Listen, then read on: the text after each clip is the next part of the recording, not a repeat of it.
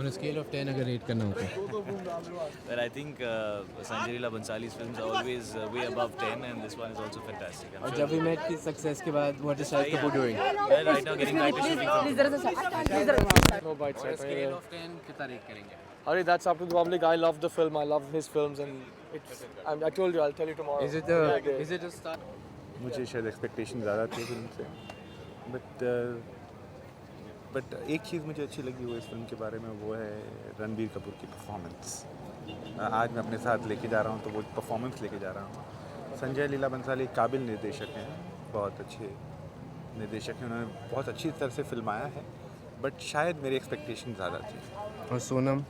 बहुत अच्छा काम है, but I prefer the boy because he is done very well. बहुत ही एक्चुअली जो रोल है वो पूरा लड़के के कंधे पे रखा गया है। लड़के का काम बहुत अच्छा, लड़की का काम भी है, but I think the boy is done very very well, is remarkable in the film. So do you think there's a superstar in the making? Ranbir? Well, he is a very big star, I think.